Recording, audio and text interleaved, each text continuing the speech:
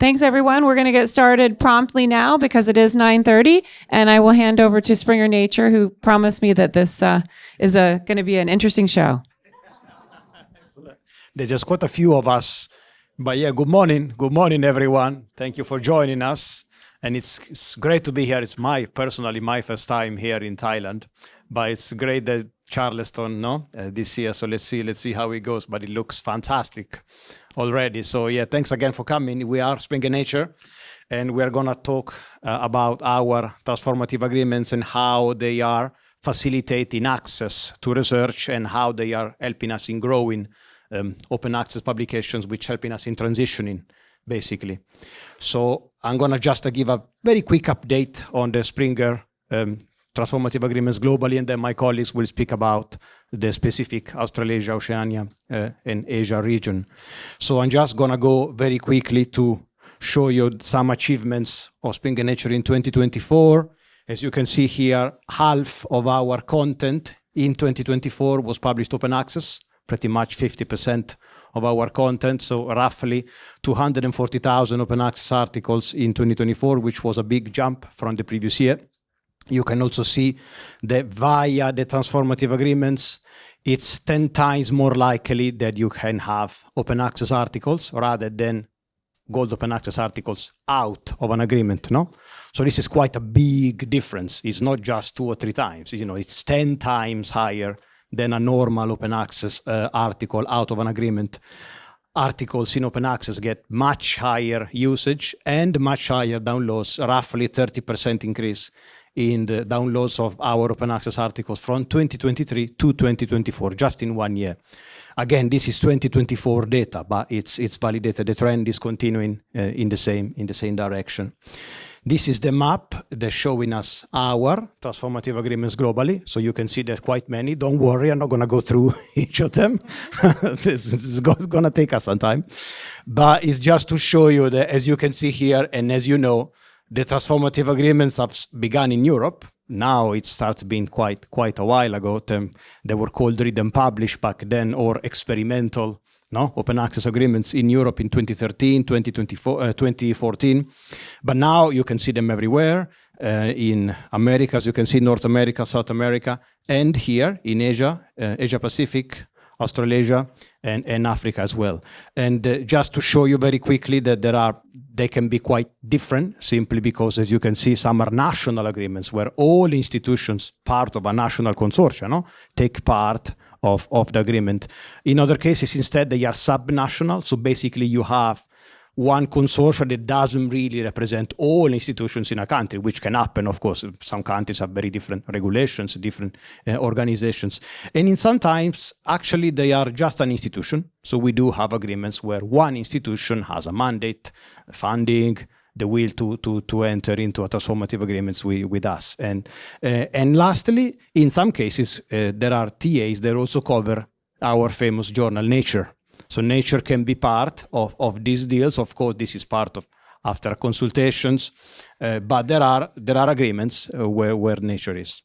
And I'm going to finish just to say here, just to look these rounds at the top that you can see, show you the share of open access content in social science and humanities. So thanks to these agreements that we have just seen, 41% of all the content in social science and humanities is open access in Springer Nature.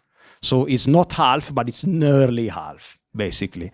So, and this is only social science and humanities. It's higher in the sciences, of course, because open access started in the hard sciences.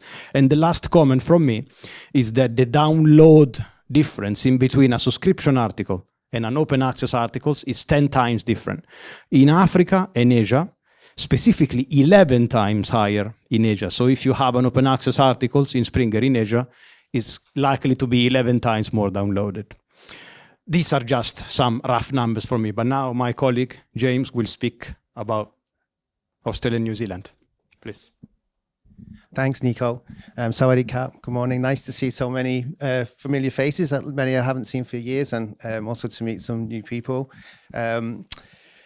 I'm in charge of the sales team in the Oceania region, and we have been working on TAs since 2021, in conjunction primarily with Call, who are represented here today, and other organizations such as CSIRO. This chart shows the growth in articles published with Springer Nature between represented as a total of all articles, what percentage were open access and subscription from 2017 to the first half of 2025.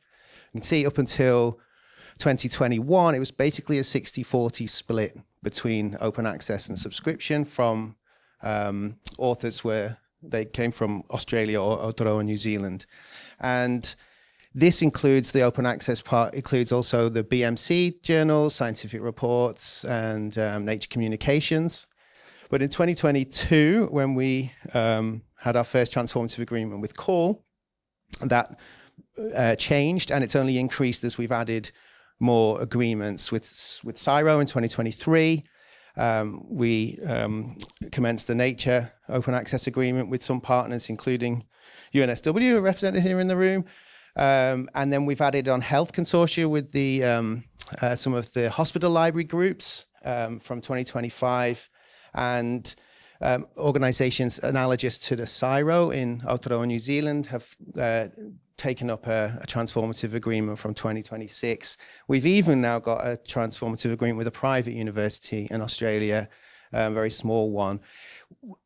So it's kind of proliferated as our main model that we use, and even on a very small scale to a very large scale. And that has really driven this big transformation. And the agreement that we've got in place with Call and CSIRO for 2026 onwards will increase the, because it's effectively an uncapped hybrid, or it's an uncapped hybrid agreement, so I expect that proportion of open access will increase even more. This chart, the top one, thank you, Angus, for that. Angus had the presence of mind in 2021 to capture the situation on the ESAC country chart around where Australia was in terms of the, if you like, the league table of countries with the highest number of open access articles from their output. And in 2021, Australia was, I think, some 30-something or around there. In 2025, Australia is now 5th, and I think that is only going to increase in 2026. And that's a tremendous achievement, I think, by the library sector in Australia, who have brought this about without some of the things that Nico mentioned, like a hard mandate or support from funders or support from outside of the library sector. So a really amazing achievement. So I'm going to rattle through the next two slides. In Australia, it's 6 times more likely rather than 10 times more likely. Sorry, in terms of downloads, the factor is a 6x. The other thing is that from Australian universities, the majority of usage is of our subscription content. And now Australian universities have had tremendous access to our content for a long time. So it's not surprising, but I think what that shows is for those parts of the world that are producing articles that are not open access, there is still more usage to unlock, more impact to have for those areas that aren't doing open access agreements at the moment. Support also the society partners. We heard from Amit from Informit about the importance for local society journals, the impact for the Australian and Aotearoa New Zealand based journals that we publish has been really powerful because they are getting a lot more usage globally. And I better finish there, so I won't speak to that slide. But that's basically what that says. Thanks very much. Clicker? You don't want to talk about this slide? All right. Okay. Thanks, everyone. So my name is Tony Bouquet. I'm the Vice President for Sales for the region, including Japan, Southeast Asia, and Oceania. I'm based in Tokyo, and I will tell you a little bit about the situation for transformative agreements in Japan. So there were no transformative agreements for the major publishers in Japan before 2023. Springer Nature and Wiley were the first publishers that started working with a group called the Research University Consortium. It's a group group of 36 universities whose aim is to promote research on of their universities. And we started with a transformative agreement with 10 of these universities. In 2024, we expanded that to 21 of the 36 members, but we also created our own framework that allowed almost any university that published more than 5 articles in the Springer journals to join a transformative agreement. So at this stage, there was no national framework for a transformative agreement. Basically, we were working with interested librarians, but the Japanese government produced a mandate for the fact that all publicly funded research needs to be published open access, basically from this year. And they formed a committee called the Open Access for Scholarly Empowerment Committee, OACE. And that grouped a lot more institutions together. And in 2026, after expanding our RUC and J Sprinter to 60 members in 2025, we now have 83 members under the OACE umbrella. So this is about, and this accounts for about 3,000 articles, and we believe that this is about half of the academic sector. So we're publishing the ability to publish open access about half the articles in the academic sector in Japan, and about half of the potential customers now are in a transformative agreement. And you can see that with the increase in the number of articles that are published and the access, the downloads to those articles from the Japanese TAs globally. And again, similar numbers that we've seen. The average downloads has increased 4.4 times, altmetric score over 10 times. The other interesting thing is, of course, open access articles do not have denials. But if you look at the total average attempt to access an article, it's much higher for the open articles than for the subscription articles. We believe because people, when they see an OA tag on an abstract, they're more likely to actually go through. And so we see actually more access attempts. They're more discoverable. They're discovered by various sources. And so we actually, when you start making things open, they're actually discovered more rapidly. So again, it's very interesting to look at the impact of transformative agreements on local journals. And if we look at the top 25 journals that are publishing articles in the Japanese transformative agreements, 20 of them are local Japanese society journals. And you can see the increase in open access content, which is the blue bar in this case, for 3 major titles. Again, we're seeing a lot of access to Japanese research outside Japan because of the TA. 2/3 of the research is, 2/3 of the access is actually coming from sources which would not normally have a subscription. That's the blue bars. And then finally, what's next is we do expect an increase in participation. We're also looking for the participating institutes to be looking to change some of their policies, which are now focusing only on higher impact journals, to becoming more equitable and publishing across a broader range of journals. So I'm going to hand over to my colleague. Okay, thank you. Thank you, Tony. Hi, I'm Solwan. I'm the Regional Sales Director for Southeast Asia for Springer Nature. So I would like to give a little bit of updates on the Southeast Asia situation. So I'm a little bit of like a new kid on the block comparing to, my colleagues in Australia, where we only started our first TA in the region in January 2024. So we were about like just 2 years old. And of course, I think we started not as a big one, but we now have 21 members. Thank you to the Malaysians National Deal. So we managed to get 20 public universities join us last year, which was great. I'll give a little bit of updates about that as well. So one of the main things for Southeast Asia is really like we are closing the gaps for the reading. So for the region like Southeast Asia, we usually have a problem with the equity in the subscriptions. So because of the funding, it is so complex and different, so they will always have a disparity in terms of the content that the customers can access in the region. So with Transformative Agreement, we actually address the issues, and we managed to get the customers who on board on the TA to get the full access list from our portfolios, as well as like getting author to be able to publish open access in our hybrid portfolios. So far, up to last year, so we have 400 plus of OA article under the Transformative Agreements. And all these publications in less than 2 years' time received more than 600,000 of downloads globally. Just a quick charts here to see the situations in terms of the numbers of members. It grew significantly last year thanks to Malaysia's concept as our partners. And the update article has from 51 is jumped up to 400 plus. And the usage download up to, really like November last year, it was about more than 600K total. So as I mentioned, that really for the situations of Southeast Asia, it is the read access is still major part of it that, we wanted to solve the problem for the inequality on the subscription. So this is the case for Malaysia concepts. So you can see like the usage is actually like increased tremendously when we start to turn on the access for the Transformative Agreement on the read access. And the usage has been like more than 2.6 times more as compared to the prior year. And the denial you can see is immediately like gone down. So it is like the effect that I think is still important for the customers in Southeast Asia like, to be able to read those content behind the paywall. As for the global usage, I think you see the similar patterns. So far, the total downloads is crossed, around the different continents, with majority focusing in Asia.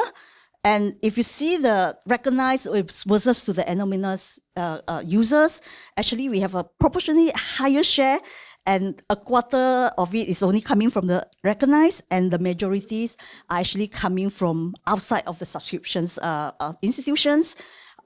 So this is like showing that to me, I think this is a good chance through the Transformative Agreement that, we can feature the research that normally like is a little bit under promote from this region. So hopefully this is a good sign and it will continue. With that, I will end my presentations and thank you. I hope I'm on time. Thank you. You are. I gave you an extra minute because the guys took up all your time.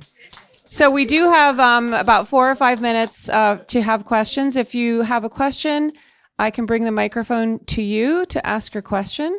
They also forgot to mention that they have a number of polls that they set up in the Whova app. You can answer those polls anytime during the meeting. But does anyone have a question? That was a lot of information. The slides, I think, are in Whova, or they will be at some point. We can get you the slides. Thank you. If you can introduce yourself, that would be great. Hi, my name is Kasturi, and I currently work in the American University of Sharjah. So I'm not sure if I heard you say correctly in one of your slides that you're trying to encourage universities to publish in not just high impact journals. Am I correct? It's a two-pronged question. Have you actually decided or earmarked certain universities that you are going to work with to encourage this? And two, what is your plan of action? How are you going to encourage universities to do this? Because I know it's actually pretty difficult to move them away from publishing in high impact journals. Thank you. Thank you for the question. Thank you for the question. So a transformative agreement is actually one of the most equitable ways to open up access to all journals and for all researchers, because it isn't relying on the researcher's own funding, which is usually concentrated in rather well-funded areas, to be able to publish open access. So you saw that with Nicolo's slide on the humanities, which generally doesn't have open access funding. Also with so when people are choosing to pay an APC, generally they might only do that for a high impact journal to get the most access. With a transformative agreement where there are no APCs paid by individuals, basically you should be able to publish in all of the titles that are available through the transformative agreement. And this means that people should be able to publish open access even in more niche journals that are not necessarily in the Q1, Q2 quartile. So that's really our strategy, is to expand transformative agreements. And as Nicolo said, we do have agreements with individual universities too, if they would like to lead the way in their country before there's a national agreement. So I hope that answers the question, but yeah.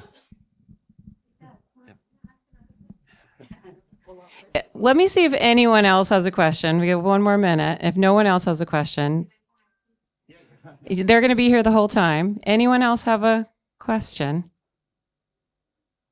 Don't be shy.